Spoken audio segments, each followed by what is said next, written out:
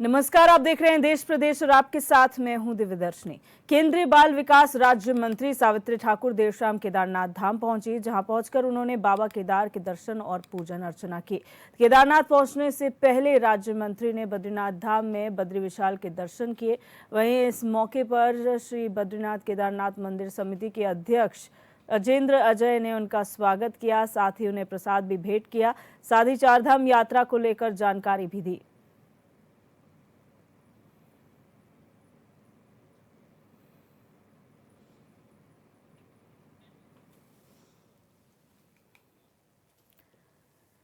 हरिद्वार के डीएम धर्मेंद्र सिंह ने जिले की 5 बड़ी जमीन की रजिस्ट्रियों का स्थलीय निरीक्षण किया है और उनकी वास्तविक स्थिति का जायजा लिया।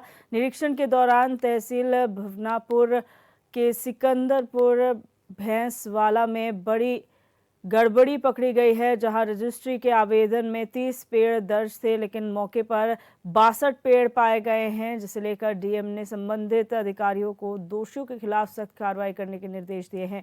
उन्होंने कहा है कि रजिस्ट्रियों में किसी भी तरह की गड़बड़ी बर्दाश्त नहीं की जाएगी।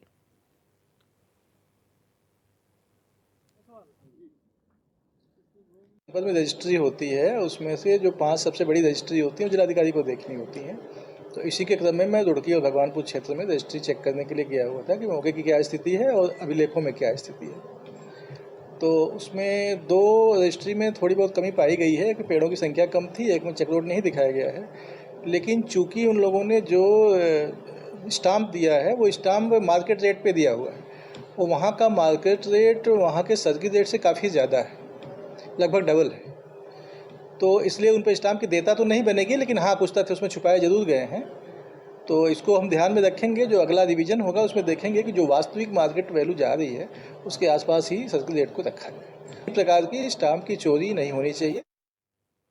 ऐतिहासिक एवं धार्मिक शहर ज्योतिर्मठ की सुरक्षा को लेकर सरकार गंभीरता से काम कर रही है। भूधसाव से प्रभावित ज्योतिर्मठ शहर में सुरक्षात्मक कार्यों के लिए डीपीआर तैयार करने का काम लगभग पूरा हो चुका है।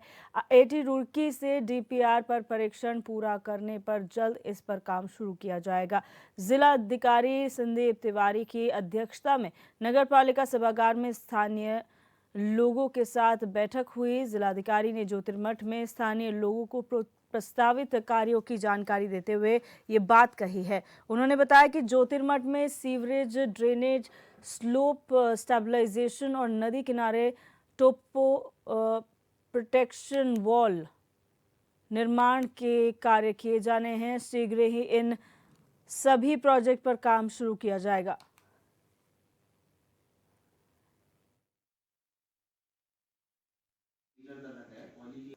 यहाँ इन विभागों ने अपने प्रस्तावित कार्य यहाँ के मूल निवासियों को प्रस्तुतिकरण दिया है, जिसमें सिंचाई विभाग का अलकनंदा रिवर की लेफ्ट बैंक पे प्रोटेक्शन वॉल का कार्य है। उसके बाद पेयजल निगम के ड्रेनेज और सीवरेज के कार्य हैं।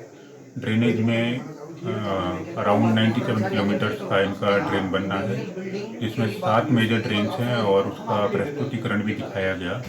उसके अलावा पीडब्ल्यूडी द्वारा इसकी सॉइल बेरिंग कैपेसिटी और अन्य जो शेयरिंग फोर्सेस के रिगार्डिंग कार्य किए गए हैं, बोरहोल ड्रिलिंग की है, उसके बारे में पीडब्ल्यूडी ने अवगत कराया और राजस्व विभाग ने जो धनराशि वितरित।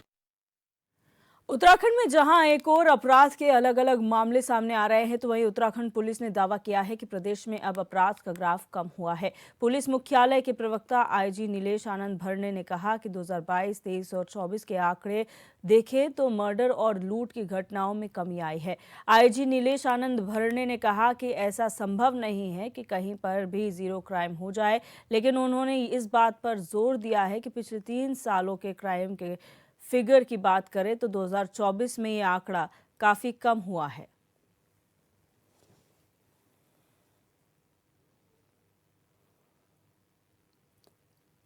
नहीं, आप एक बात करिए, ऐसा तो कभी नहीं होगा। ऐसा तो कहीं भी पॉसिबल नहीं है कि एक भी घटना ना हो और कोई जीरो क्राइम हो।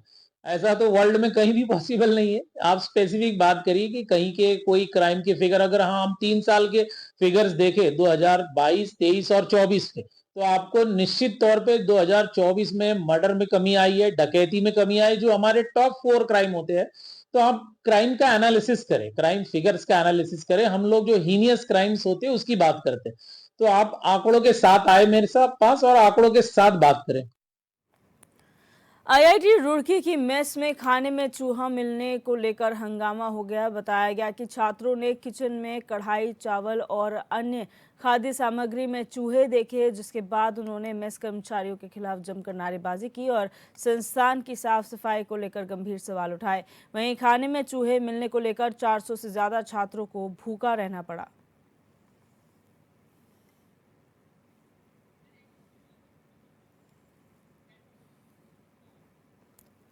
और हमारे संवाददाता मनोज कश्यप हमारे साथ फोन लाइन पर जुड़ चुके हैं। मनोज, जानकारी चाहेंगे इस पूरे प्रकरण के बारे में। कब का ये मामला है जब छात्रों ने खाने में चूहे देखे हैं? बिल्कुल, देखिए ठीक है, सोशल मीडिया पर एक वीडियो वायरल हुआ है जो वीडियो में साफ तौर से देखा जा सकता है कि खाने के सामान में जो है चूहे उछल कूद कर रहे। हालांकि ये वीडियो रुड़की आईआईटी मेस के राधा कृष्ण भवन का बताया जा रहा है, क्योंकि हमने देखा कि लगातार जब ये वीडियो सोशल मीडिया पर वायरल हुआ था, इस पे तरह तरह की टिप्पणी की जा रही थी, कई कई कमेंट की जा रही थी। पूरा मामले का खुलासा हुआ तो पता चला कि वीडियो रुड़की आईआईटी का है। वहां पे छात्रों ने राधा कृष्ण भवन में बड़ा हंगामा किया, क्योंकि यहाँ पे साफ सफाई के लाख दावे किए जाते हैं, लेकिन जिस तरीके से यहाँ पे आज ये चूहा दिखाई दिया तो उसको लेकर यहाँ पे जो छात्रों का गुस्सा था वो कहीं ना कहीं देखने के लिए मिल रहा है, क्योंकि जिस तरीके के तमाम दावे किए जाते हैं सफाई को लेकर वो भी कहीं ना कहीं फेल होते हुए दिखाई दिए, जिसको लेकर यहाँ पे छात्रों का काफी रोष देखने के लिए मिला है। छात्रों ने यहाँ पे जो है हंगामा किया, जिसके चलते यहाँ पे किसी भी छात्रों ने भोजन नहीं किया, जिसके चलते यहाँ पे जो 400 से अधिक जो छात्र थे उनको भूखा रहना पड़ा। हालांकि अब संस्थान जो है ऐसे भवन के खिलाफ जहाँ पे ये तमाम जिम्मेदारी सौंपी गई थी खाने की और उसके अंदर ये लापरवाही पाई गई, उनके खिलाफ कार्रवाई करने के मूड में है। और छात्रों को जो है संस्थान के जो अधिकारी है उनको वह आश्वासन दिया गया है कि आगे ऐसी कोई लापरवाही नहीं होगी। हालांकि अब साफ सफाई का काम भी वहाँ पे शुरू कर दिया है, लेकिन कहीं ना कहीं देखने वाली बात है कि तमाम जो छात्र होते हैं, जब ऐसी वीडियो सोशल मीडिया पे भी वायरल हुई, पहले भी कई लोग ऐसे खाने के कई ऐसे मामले सामने आए जहाँ पे गंदगी पाई जाती है, तो ऐसे में कहीं ना कहीं ये भी कहा जा सकता है कि छात्रों की जान से खिलवाड़ किया जाता है, क्योंकि जब उनको गलत खाना परोसा जाएगा, बासी खाना परोसा जाएगा, फिर गंदगी से भरा हुआ खाना परोसा जाएगा, तो कहीं ना कहीं जो है उनकी जान पे बनाएगी। तो उसको लेकर यहाँ पे छात्रों ने चिंता भी जताई और अधिकारियों ने भी छात्रों को आश्वासन दिया है कि ऐसे लोगों के ऊपर कार्रवाई की जाएगी जिसकी लापरवाही की वजह से ये गंदगी पाई गई है। जी दिव्या। अच्छा, यहाँ पर ये काफी प्रतिष्ठित शिक्षण संस्थान है जहाँ पर पूरे देश के बच्चे पढ़ने के लिए आते हैं। आईआईटी रुड़की है। हाल फिलहाल में हमने देखा कुछ वीडियोस उत्तराखंड से पूरे वायरल हो रहा था, जिसमें थूक जिहाद और इस तरीके के मामले, यानी कि खाद्य सुरक्षा से जुड़े हुए मामले थे। तो क्या इसे खाद्य सुरक्षा में नहीं लिया जाना चाहिए? क्या संस्थानों में मिलने वाले खाने पर खाद्य विभाग की नजर नहीं होनी चाहिए? बिल्कुल, देखिए दिव्या, ये त्योहार का सीजन भी है, त्योहार की जो है शुरुआत हो गई है। सबसे बड़ा त्योहार भारत का जो है दीपावली आने वाला है। तमाम जो दुकानें, चाहे वो मिठाई की दुकानें हो या फिर अन्य खाद्य की दुकानें, वहां पे जो खाद्य विभाग की जो टीमें हैं वो हमेशा दावा करती है कि वहां पे जाके सैंपलिंग की जाती है और जो यहाँ पे कमी पाई जाती है उनके खिलाफ कार्रवाई भी की जाती है। लेकिन कहीं ना कहीं जो बड़े संस्थान है, चाहे वो आईआईटी रुड़की हो या फिर अन्य कोई कॉलेज हो, उसके अंदर जो मैच होता है, जो हॉस्टल होते हैं, वहां पे कभी भी खाद्य पूर्ति विभाग के कोई अधिकारी नहीं पहुंचते। हालांकि कहीं ना कहीं वहां पे भी जाके अधिकारियों को एक जांच करनी चाहिए। जो छात्रों को खाना परोसा जाता है, जो भोजन परोसा जाता है, उसकी क्वालिटी क्या है, उसकी पूरी जांच यहाँ पे होनी चाहिए। लेकिन कहीं ना कहीं ये अधिकारियों की भी लापरवाही है। लेकिन जिस तरीके से ये वीडियो सोशल मीडिया पर वायरल हो रहा है, तो जाहिर सी बात है इससे तमाम जो जिले के अधिकारी है वो उसका संज्ञान जरूर लेंगे। और ऐसे में कहीं ना कहीं छात्र भी इस बात की मांग कर रहे हैं कि ऐसे लोगों के ऊपर कार्रवाई होनी चाहिए, जिसकी वजह से जो है छात्रों को गलत खाना यहाँ पे मिल रहा है, गंदगी भरा खाना छात्रों को परोसा जा रहा है। जी दिव्या। मनोज, आप बने रहिए हमारे साथ, अगली खबर पर भी हम आपसे जानकारी लेंगे। और खबर हरिद्वार से है, जहां हर की पैड़ी क्षेत्र में खोखे में नॉनवेज बनाने को लेकर विवाद हो गया। तीर्थ पुरोहित समाज के लोगों ने खोखा स्वामी की पिटाई कर दी। साथ ही बीच बचाव करने आए एक सिक्योरिटी गार्ड को भी डंडों से पीटा गया। वहीं मौके पर पहुंची पुलिस ने लोगों को शांत कराकर खोखा स्वामी को हिरासत में ले लिया है, जिसके बाद पुलिस एक्ट के तहत आरोपी का चालान काटा गया है। फिलहाल पुलिस मामले की जांच पड़ताल कर रही है। क्या हो रहा है यहाँ यहाँ पे पंडित बता रहा है, तो अपने आप को है पंडित बता रहा है अपने आप को। पंडित हो गया सारा बना के लाए तो उन्होंने दे दिया थोड़ा सा खाने के लिए। नीचे बैठ जा। देखो ये चाहिए इसको नाले यहाँ पे।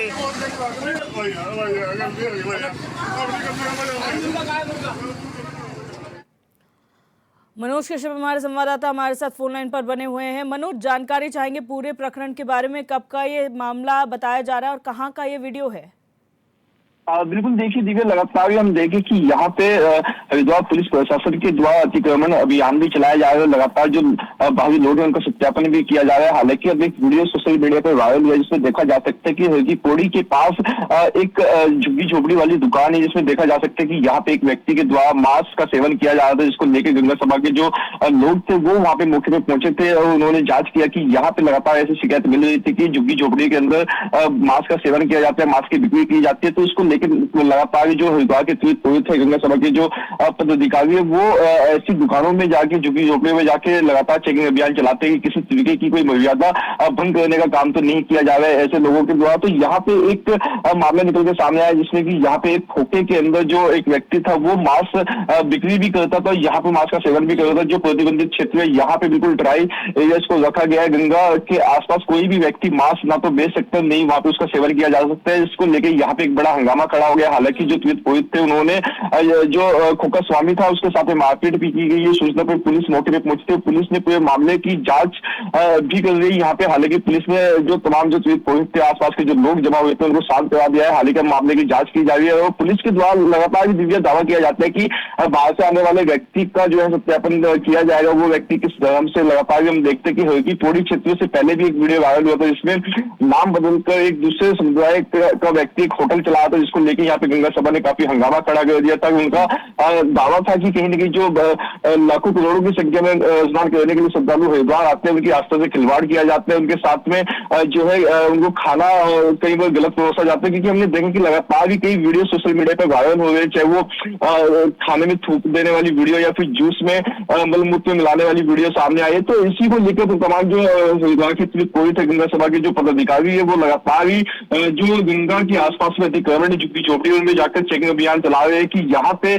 किसी तरीके कोई ऐसा व्यक्ति तो नहीं है जो किसी अलग समुदाय से ताल्लुक रखता हो या फिर किसी तरीके का मांस मदिरा का सेवन करता हो। जी दिव्या, अच्छा, यहाँ पर जो ये प्रकरण आया है ये क्या पहला कोई प्रकरण है और गंगा सभा के व्यक्तियों को किसने इजाजत दी कि कानून अपने हाथ में लिया जाए? क्या पुलिस वहां पर एक्शन लेने के लिए नहीं है? ये जो हिंदू संगठन है उनके लोग जब इस तरीके से काम करते हैं, हाथापाई पर उतर जाते, कितना सही है ये समाज के लिए? बिल्कुल देखिए दिव्या, जब से ये वीडियो सोशल मीडिया पे वायरल हुई है इसमें कुछ लोगों के द्वारा इसकी आलोचना की जा रही है। उनके द्वारा कहा जा रहा है कि गंगा की आस्था रखने वाले लोगों को ये भी समझना चाहिए कि जिस तरीके से ये पूरा मामला था ये पुलिस को बताना चाहिए था, पुलिस को इसका एक शिकायत पत्र देना चाहिए था। पुलिस और जो प्रशासन के लोग हैं वो अपने हिसाब से यहाँ पे कार्रवाई करते हैं। हालांकि लगातार पुलिस के द्वारा भी सत्यापन अभियान चलाए जाते हैं, लेकिन ऐसे भी जिस तरीके से साफ तौर से वीडियो में देखा जा सकता है कि जो मौके पर जो लोग अपने आप को बता रहे उनके द्वारा यहाँ पे खोखा स्वामी के साथ मारपीट की जा रही है। हालांकि वो लगातार सुनाई दे रहा है कि वो अपने आप को बचाने की मांग कर रहे हैं, लेकिन वहां पे तमाम जो लोग हैं उसके साथ मारपीट कर रहे हैं। हालांकि जब पुलिस को सूचना मिली, पुलिस मौके पर पहुंची थी, पुलिस पे मामले की जांच भी कर रही है, उसमें जो भी दोषी पाया जाएगा उसके खिलाफ कार्रवाई भी की जाएगी। लेकिन कहीं ना कहीं दिव्या, जब से ये वीडियो सोशल मीडिया पर वायरल हुआ उससे तरह की कमेंट भी आ गए, लोग इस वीडियो की आलोचना भी कर रहे हैं। जी बहुत शुक्रिया मनोज हमारे साथ जुड़ने के लिए और तमाम जानकारी साझा करने के लिए।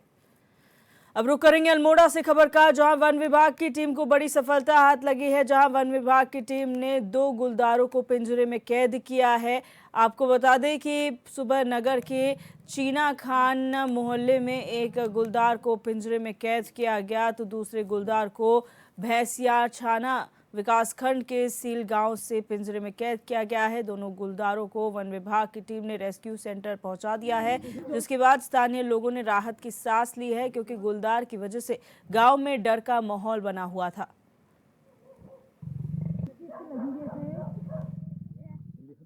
ये एडम्स का जो गेट है उससे नीचे ये मैनेजर का आवास है, उसके नीचे लगा है। यहाँ अक्सर 2 बाघ मिशन कंपाउंड में अक्सर 2 बाघ आते रहते हैं। आज ये एक बाघ पिंजरे में आ गया है और फिर पिंजरा लगाया जाएगा और दूसरे बाघ को भी पकड़ा जाएगा। ये हमें बड़ी राहत मिली है। यहाँ के मोहल्लेवासी बड़े डरे हुए हो गए थे। लोग रात को बाजार नहीं जा पाते थे, किसी काम से नहीं जा पाते थे। इतनी दहशत थी कि आदमी घर के अंदर दुबका रहता था। ये वन विभाग का बहुत धन्यवाद है कि उन्होंने पिंजरा लगाया और ये बाघ आज पकड़ा गया।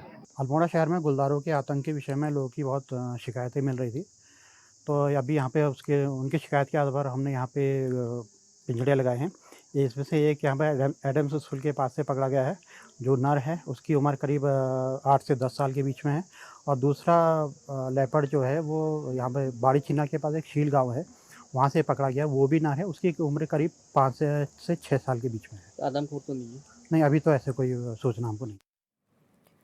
चमोली जिले के उच्च हिमालय क्षेत्र में बसे शिव चतुर्थ केदार श्री रुद्रनाथ मंदिर के कपाट 17 अक्टूबर से शीतकाल के लिए बंद हो चुके हैं। कपाट बंद होने के बाद अब मंदिर क्षेत्र से सटे सेंचुरी एरिया की सुरक्षा का जिम्मा केदारनाथ वन्य जीव प्रभाग गोपेश्वर के ऊपर है। टीम इस क्षेत्र में गश्त और लंबी दूरी तक पेट्रोलिंग करेगी और अवैध गतिविधियों पर भी नजर बनाए रखेगी, जिससे इस सेंचुरी एरिया के किसी भी तरह की अवैध गतिविधियां ना हो सके।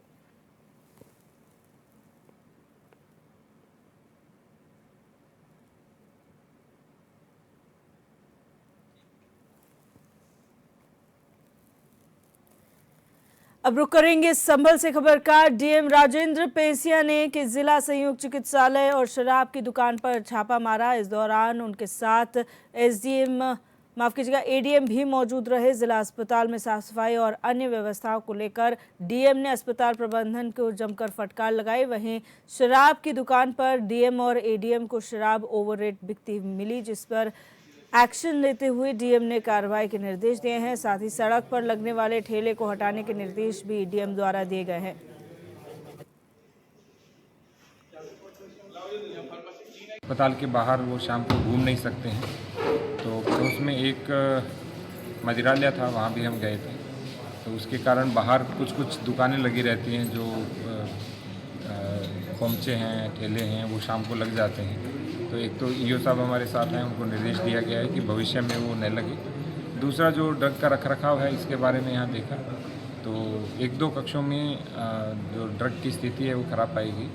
तो हमने उनको निर्देश दिया है कि 1 से 2 दिनों में जो ड्रग की 295 ड्रग्स हमारे यहाँ होते हैं, तो 295 ड्रग के नाम हो, उसके बाद उनके बैच नंबर हो, उनकी एक्सपायरी डेट हो और उनकी संख्या हो, और वो पर डे अपडेट किया जाए। नियम भी ये है। तो बाहर अपडेशन लिस्ट भी नहीं लगी है, हालांकि रजिस्टर अपडेट है, लेकिन बाहर अपडेशन लिस्ट। आगरा में पूर्व सपा नेता राहुल गुर्जर के खिलाफ एयर होस्टेस का कोर्स कर रही युवती के शोषण के मामले में केस दर्ज हुआ है। आरोप है कि शादी का झांसा देकर पूर्व सपा नेता ने युवती का शारीरिक शोषण किया, साथ ही दुष्कर्म का वीडियो बनाकर उसे वायरल करने की धमकी भी दी। पीड़िता का ये भी आरोप है कि उसके गर्भवती होने पर पूर्व सपा नेता ने उसे धोखे से दवा खिलाकर उसका गर्भपात करवा दिया।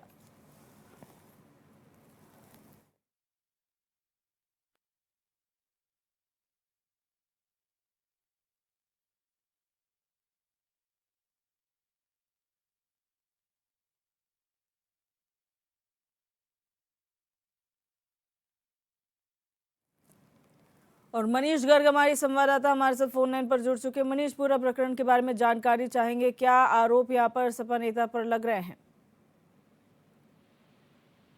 मनीष, आप सुन पा रहे हैं मुझे? जी बिल्कुल, आवाज आ रही है मेरी? जी बिल्कुल आ रही है, अपनी बात पूरी करें। बिल्कुल, मैं बता दूं, ये पूरा मामला महिला थाना में दर्ज किया गया है। अगर बात की जाए, जो अभियोग दर्ज किया है उसमें गंभीर धाराओं में मुकदमा दर्ज किया गया है। वहीं सपा नेता, जो पूर्व सपा नेता थे राहुल गुर्जर, उन पर आरोप लगाए गए हैं, जिसमें कि जो कि एक युवती एयर होस्टेस का कोर्स करने के लिए आगरा पहुंची थी। उसके बाद जब राहुल गुर्जर से मुलाकात हुई, मुलाकात के दौरान दोस्ती हुई, दोस्ती के साथ लिविंग रिलेशनशिप में रहने लगे। लिविंग रिलेशनशिप के रहने के दौरान महिला के साथ शारीरिक शोषण भी किया गया, दुष्कर्म जैसे मामले के आरोप लगाए गए। वहीं अगर बात की जाए तो पुलिस ने मुकदमा दर्ज, आगे कार्रवाई की बात कह रही है। हालांकि आरोप इसमें ये भी लगाया गया है कि महिला गर्भवती होने पर उसे मेडिसिन देकर धोखे से मेडिसिन खिलाकर महिला गर्भपात कराया युवती का। तो तमाम ऐसे आरोप हैं। हालांकि पुलिस की बात की जाए तो अभी तक पुलिस गिरफ्तारी की बात कह रही है, लेकिन अभी तक गिरफ्तारी नहीं कर पाई। जी, ये जो फोटोग्राफ्स हैं पूर्व सपा नेता के यहाँ पर लगातार अखिलेश यादव के साथ वायरल हो रहे हैं, क्या मतलब करीबी है इनकी अखिलेश यादव से, और अब इस पूरे मामले में किस तरह से कार्रवाई होगी और क्या सपा की तरफ से किसी तरह का बयान सामने आया है? बिल्कुल बताऊं, ये सपा नेता थे और राहुल गुर्जर जो था वो सपा नेता था पूर्व में। हालांकि अब ये सपा नेता नहीं है, सपा की सदस्यता भी खत्म कर दी गई है इसकी।